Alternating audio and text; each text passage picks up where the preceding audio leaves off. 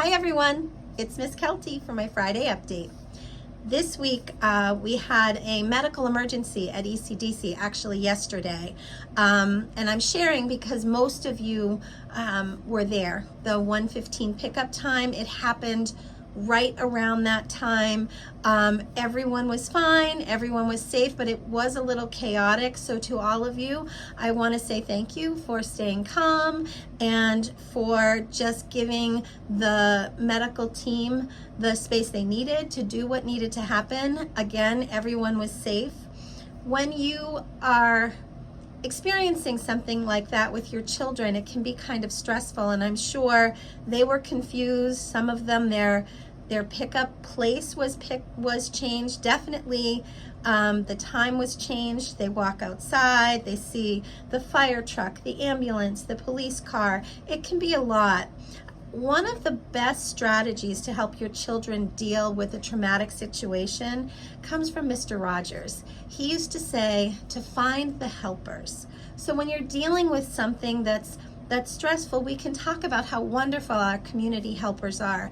I have to tell you, the Franklin PD was there within minutes, and the ambulance team, as well as the fire department team that wasn't on the ambulance, I know they're all kind of part of the same EMS. Amazing support for staff, for students. You know, they spoke to kiddos who they saw, trying to make people stay calm, and I think they really helped. So when you're dealing with something like that with your littles, be sure to ask them to find the helpers. And it's a nice way to talk about something in a way that doesn't have to stress them out. But when we get hurt or we get sick, we can have the helpers here.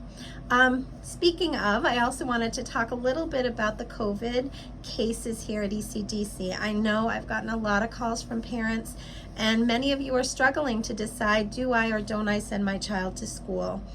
It is a personal decision.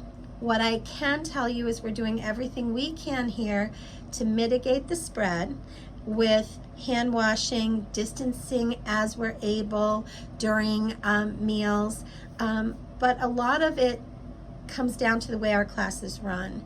And Test and Stay, again, has been a wonderful resource for us to help you keep your kiddos in school. So if you're really struggling with, is it safe for your child to come back to school, you can talk to your talk in your family, talk to your child's pediatrician. You can call us and talk to Nurse Suzanne and I if you'd like. What I can say is I won't make that decision for you. We respect the decision of each and every one of you to come or not come, but we're here to support you through it, and we do believe we have things in place to really help ensure that we can keep kids as safe as possible. Another important note, returning students, we're so excited to have you coming back, but it's time to get your applications in. We will be doing the drawing shortly, so please make sure that you get that application into Miss Laura. There is no need to, there's no fee along with it, but we do need the application. We are excited to be able to plan accordingly for the fall. Also, for those of you who have little ones who are going to transition on to kindergarten, please know that we're already working on what you're going to need to do and what we're going to do to help you. So in the next week or so, you should be getting a letter from Miss Laura, and it will have in it the documents that are required, health forms, anything that needs to be updated, and then we facilitate that transition of your documents for you. Franklin will advertise kindergarten registration. You do not need to attend that. We will handle that. For those of you who have children on IEPs and you're not sure if you need to re-register for ECDC or how to handle the registration process for kindergarten, just reach out to us. We'll help you through it. Again, no children here needs to register for kindergarten anywhere else. We'll do it all here for you. We're here to help you through that process. As you can see, there was no school today. Today was a professional development day. We actually did an open house this morning for new families.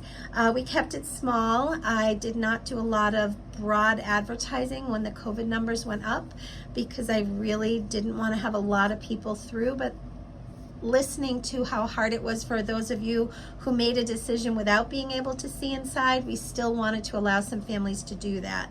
So we did. We had a handful of families come through and they got a smaller peek into classrooms, but again, not a full comprehensive tour. So we're trying to make sure people know that we are now enrolling. We are now accepting applications for the fall, which will be a lottery for new students. So if you have friends or family who want to join, make sure they get their applications in as well. I think that's it. It is a long weekend. I hope you take time to enjoy your family, make some nice memories, and think about the work and the bravery of Martin Luther King Jr. And I like to think about how in my life little things I do to be inclusive. I think one of the great things about Martin Luther King Jr. was his goal for inclusivity. And I think that, to me, is one of our core values here at ECDC. And how can we be inclusive? So thinking about that, how can you be inclusive and do something to honor Martin Luther King this weekend? Have a great weekend, and we'll see you next week. Bye.